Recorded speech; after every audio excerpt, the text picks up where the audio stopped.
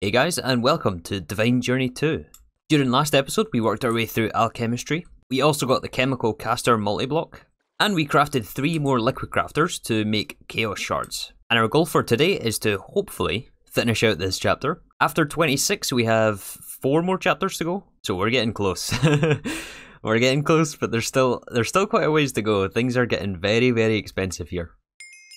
So first quest for us is to make some hand calcite. And between episodes, I did actually automate some of these machines, so it's just a simple process of hooking up an applied energistics interface. But since this chemical combiner will give you specifically a different recipe depending on where you put the input items here, whenever we encode the recipe for one of these combiner recipes, we do also have to add slot fillers in all of the empty slots. And these items are just shapeless crafted from carbon, and they are consumed whenever you craft with these things. But I mean, carbon comes from pretty much everything, so we have thousands and thousands of carbon. So that allows us to add recipes for things like the sapphire, the peridot, and the ruby.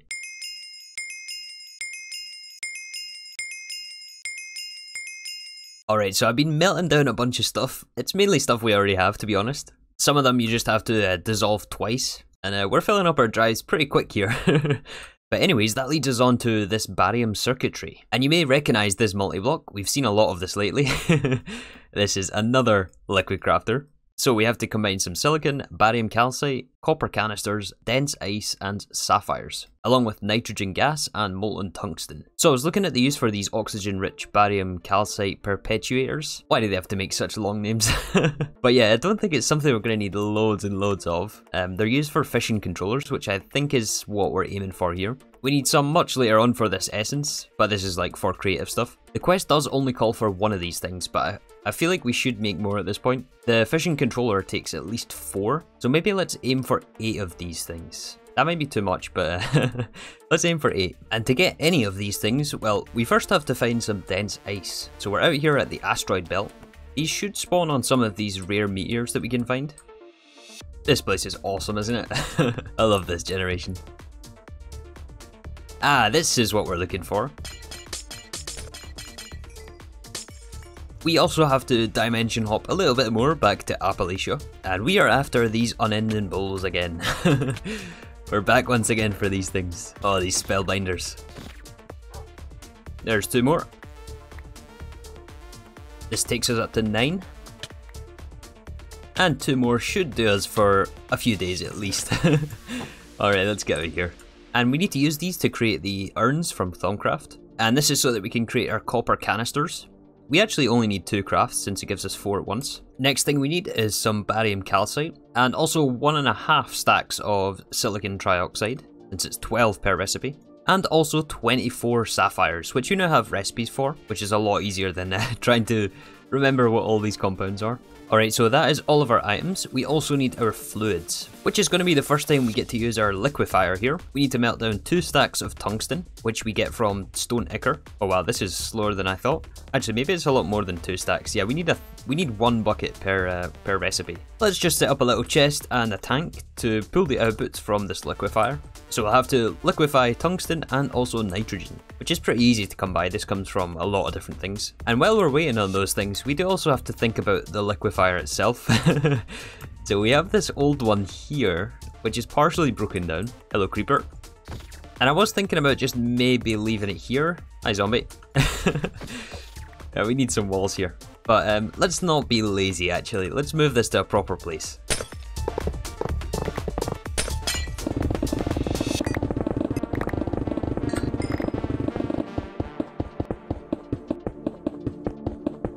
So we got it moved over next to our permanent setup for solar ingots. Wait a second, did that build this off-center? No, I didn't, okay. So yeah, I don't think we have to automate this specific recipe, but it may turn out that we need to use this liquid crafter for something else in the future, in which case it'll get repurposed in place. So let's add all of our input items. We have just over 8 buckets of tungsten here, which we can put on the first fluid input hatch. And our nitrogen should be liquefied by now. Let's see, we have almost 7 buckets. Okay, we're close. Alright, our nitrogen gas is just finished. This should start processing. Oh, it's quite a slow recipe. But this does output the item with a very long name. And this unlocks the fusion controller. Or the fission controller? Yeah, fission controller. And yeah, look at this for a recipe. Plus we need 98 fission casings, which look like this. This is a lot of chromium, which is the alloy actually from barium and chromium, as well as beryllium. I don't think we've made beryllium yet, have we? Oh no, this is the one that comes from Mirian, that's right. So yeah, I think we should have all the materials for this. It's just going to take a lot of crafting. And 4 more of these corrupted dragon tokens takes a corrupted core, which is a chaotic core each. So yeah, I'll see you next year when we have this crafted. Alright, so I've been crafting this for quite some time, and we're almost no, we're not almost there. We're nowhere near this thing. Biggest bottleneck actually is this chemical dissolver. I mean, I've kept this crate filled for like the past half hour, and I can't process enough stuff through this. It'd be really nice to get another one, but man, they're expensive as well. I guess we can also fill in these items that we made in the liquid crafter. And then we're missing a whole lot of casings for this thing. Plus I realised we need 3 fission cores for this, which takes an alchemical machine frame each. Plus some more of these fission casings. We did just manage to get enough carbonate sheets. Oh, and we also melted enough of something to give us enough strontium. I think this is the stuff that comes from Impetus. But we need 16 of this compound. And after an insane amount of crafting, I present to you 3 fission cores and the fission controller. Not the fusion controller, the fission controller. So this is a 5x5 multi-block. I feel like it's going to look a little bit silly if we place it right here, just because of this entrance. But if instead, actually, we put the entrance right here, yeah, you know what, I think this is going to work out a bit better.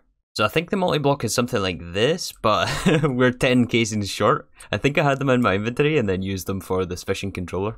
And then 3 cores in the middle. Finish this up, the last casing's just finished there. Do we have a multi-block? Oh, what did we do wrong this time? The controller I think was just 1 too high. There we go. So this fission reactor I believe actually takes power, so we'll have to supply this with Entangloporter. I'm not sure if we have to power the controller. Looks like we do, okay. And I think all the inputs for this is actually alchemistry materials. I don't think there's any base Minecraft items in here. First one is to melt some gold, and we get yttrium and zirconium.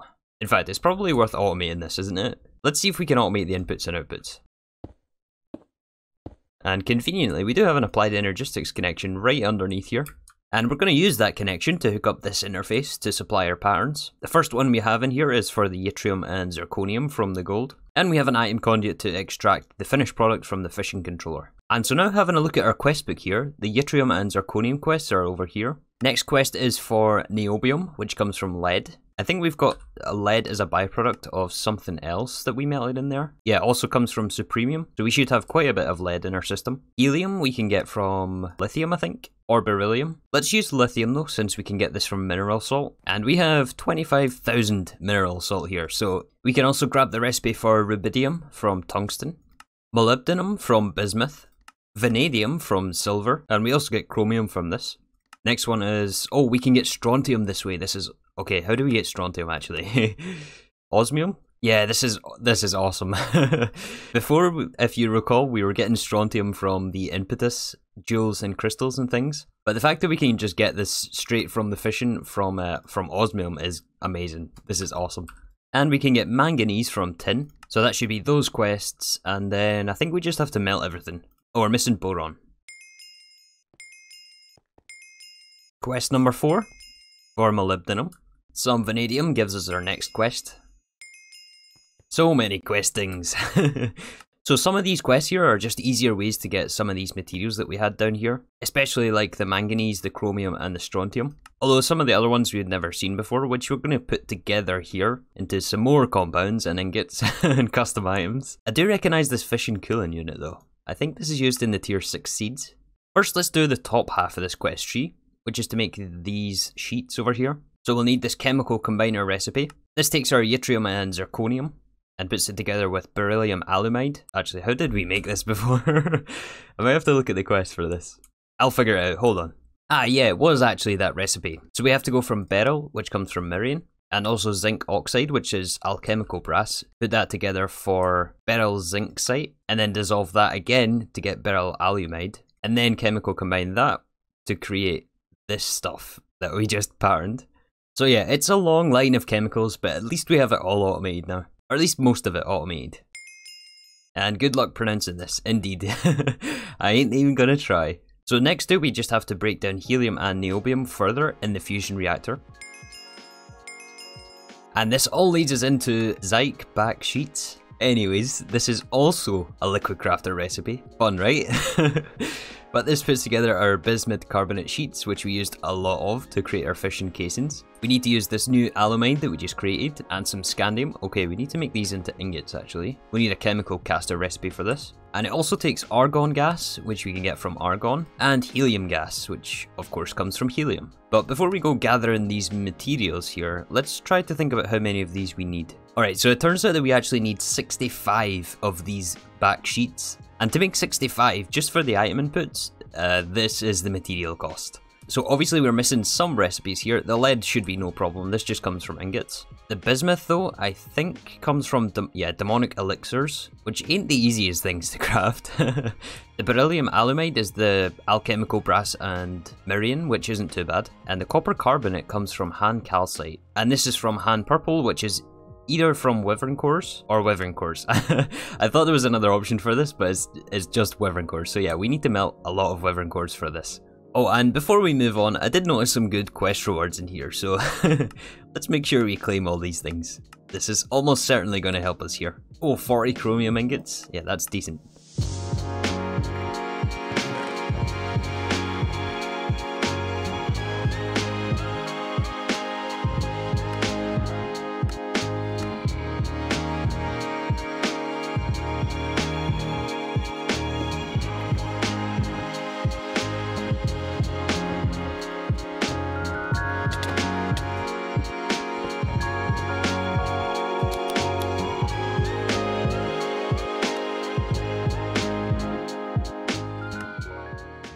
Alright, so after about an hour of crafting, we can now request 65 of these sheets. We still have to do liquids, of course. This is just for the item inputs. Although I did start melting some helium and argon gas. After these sheets, we have 2 more ingots to make. And VMB is a compound of boron, vanadium, and this thing, which comes from nether stars. So I'll have to add recipes for these ones. And I think we'll need a chemical caster recipe for rubidium ingots too. Luckily though, most of these ingots, like the boron, the vanadium, actually maybe not the vanadium, definitely boron, things like this we get seeds for later on, which saves us having to do this chemical casting step. Alright, I think I got all the recipes for VMB, even just for 16 of these things, man. Look at all this stuff.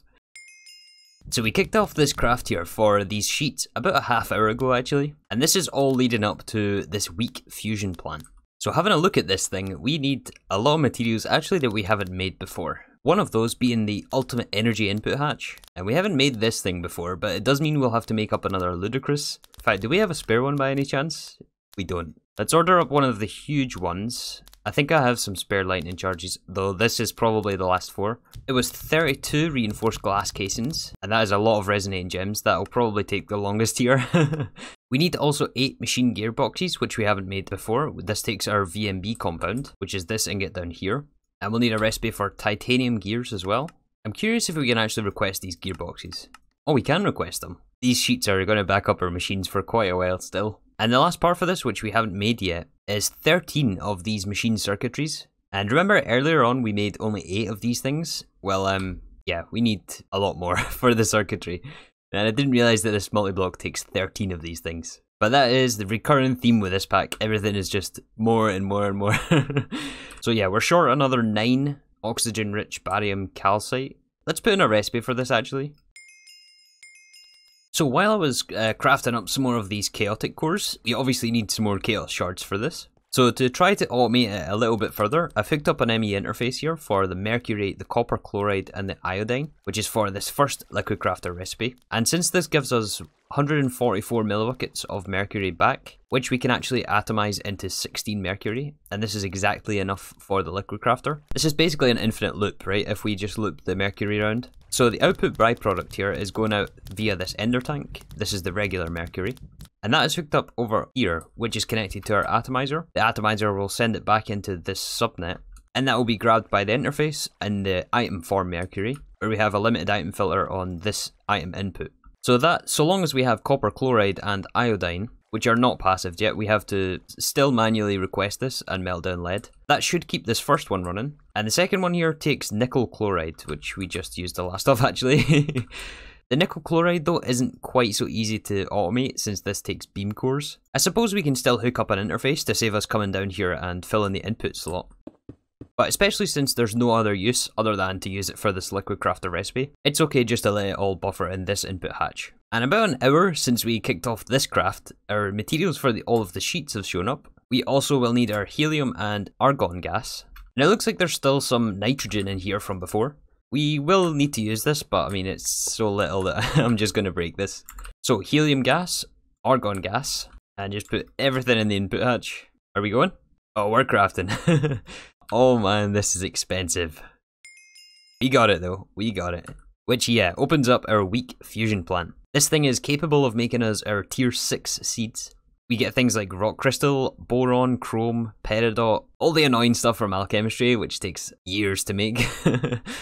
But yeah, one step at a time. We still have to make all these materials. And speaking of, how is our reinforced casings coming along? Oh, the glass casings finished. We need 44 reinforced machine casings. Okay, another 450 resonating gems. Let's start that. Item output, that's easy. Item input, that's also easy. And we started some chaotic energy cores. We have 3 of those so far. We're missing one more. We're missing a blood orb, of course. Okay, the input hatch finished. Now we can request our energy core. And going back to these oxygen-rich things, I think we're actually going to make another 30 of these. And the reason for that is because we need them next chapter for RF tools. So if we're going to craft them now, we might as well make the amount we need. This does leave out this essence, which we'll have to make more for later, and also the infinite oxygen supply. We're not accounting for this yet. But this does take into account our machine circuitry, this feature absorber, and the dimension builder. So another one of our bottlenecks here comes back to actually blood magic, concentrated catalysts and tenebrae. We do have on passive here, but of course we do have on-demand recipes to supplement this. But the bottleneck in the passive system seems to be actually these impulse hoppers. So we're just using the push-pull functions on these things. But I wonder if we can instead use item conduit for this. So yeah, actually we have to go from the side since these alchemy tables don't accept any input from the top. Which makes things a little tricky the way we've got this set up. It's going to be fine, I think, just doing these catalysts, which we have positioned on the end of the line. And these catalysts are using all of the essences before, and also the next tier of catalyst. So as long as we have the catalysts, then everything else should be up to speed. However, I did notice that we are out of mana dust here. That's not a good sign. Hold on. And we're out of mana dust here because we're out of basols. Why are we out of basols? I guess this fluid transposer just isn't fast enough. So instead of making these thermal powders like we are in the fluid transposer, which used to be our only option actually, we do instead have the option just to shapeless craft all of these rods into their various powders. I guess we could also use the sag mill, but then we have the byproduct to deal with. And all of these rods we are actually farming with mystical agriculture.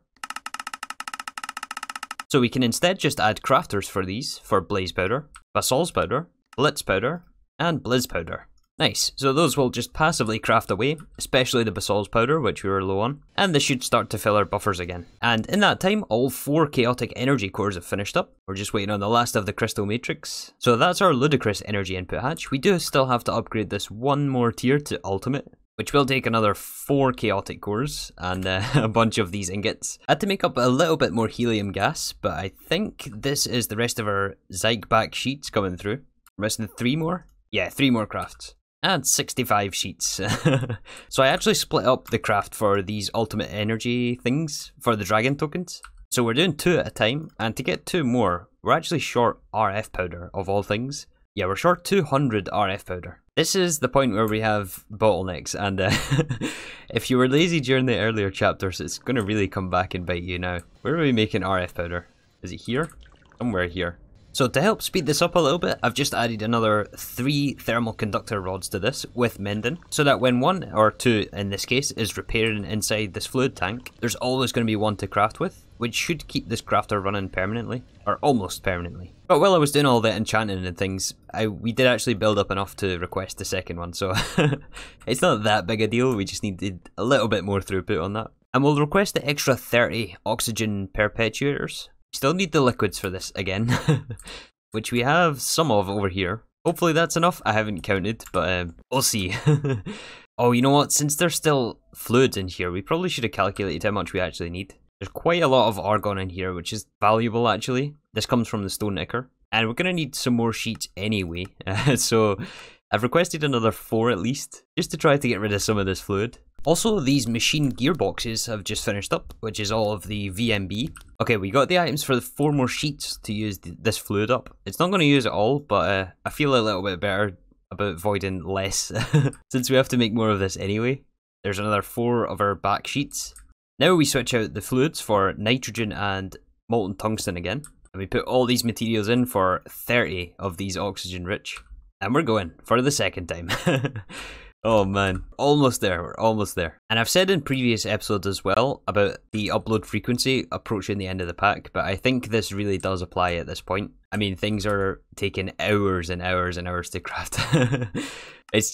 Things are getting crazy. What is this? Oh, it gave us a pressurized tank. But yeah, I didn't really expect anything less. It's really difficult to make things still interesting when the pack is like this. I mean, I'm having tons and tons of fun. It's definitely fun to play, but maybe not quite so fun to watch. I don't know. Maybe some of you find it interesting. So I think in that case, we're going to be doing a live stream tomorrow from 12 until 5. So if you're interested in some late game alchemistry progression, feel free to tune into the live stream. Hopefully we can finish out this chapter on stream tomorrow, and then we'll save 27. This will be exciting. We'll save 27 for the day after. But yeah, we're gonna have enough fluids here. Oh, we don't have enough tungsten. Not enough tungsten. Okay then. We can also grab our machine blueprint here for the weak fusion plant, which we'll use one of our sheets up. But we did account for this one. Alright, we got a little bit more tungsten and nitrogen gas for the oxygen calcite here. Except this time we'll be a little bit more careful. We're gonna use buckets to import. We're left with just shy of a bucket of tungsten, which we'll save for later on. We do have to craft these probably one more time for this pack, but this should be our 30th processing right now. There we go, there's 30. And using 13 of our oxygen barium calcite, along with 52 of these back sheets, we can create our machine circuitry. Awesome. And I believe we also have enough chaos to upgrade the ludicrous energy input hatch to the ultimate. Who knows how we're going to power this thing, but we'll figure that out in a second. Is that our quest? It is our quest. The weak fusion plant. I thought we were missing something, but I guess not. I guess we've got everything. And this is another 5x5 multi-block. Maybe considering it uses so much energy, we should put it very close to our induction matrix at least, so that we can phantom face the energy input. And you know what, actually? I've just had this crazy idea. What if we knock this wall out right here, and we actually build this reactor on top of our other reactor? It's kind of crazy, but and also unfinished, of course. But I kind of like the idea. We also have to figure out how we're going to hide this reactor as well. I'll come up with something, but we're definitely not moving this reactor. And I've also left a little gap in between here, just in case we need to run... Well, we will need to run some applied energistics cabling. Did we get it? First time? Let's see with the blueprint. Is it going to form? Oh. Oh, modular machinery, don't do this to me. After saying this was easy, probably missing something very obvious here. I first thought it was the reinforced item outputs and inputs not being large enough, but these are 9 slotters and there's nothing else that takes any more than 9 slots, I believe. We definitely have an ultimate energy input hatch on this. We got it. I think I had these circuitries and gearboxes inverted, but we got it. Awesome. We get 8 free corrupted cores for this quest. And now we're into more elements. However, I think the rest of this chapter is something we'll save for tomorrow. We're going to wrap things up here for today. This took many hours to craft this thing. I think I'm going to work a little bit on this building area. Try to make it look a little bit nicer. And also probably try to figure out this blood magic area. In terms of the aesthetic, pretty much all of the functionality is built in for the end of the pack by now. So it's pretty safe to start adjusting things to make them look a little bit better for the end. But yeah, that is going to do us for today. Thank you again for watching, and I'll see you all tomorrow on the live stream for some more Divine Journey 2.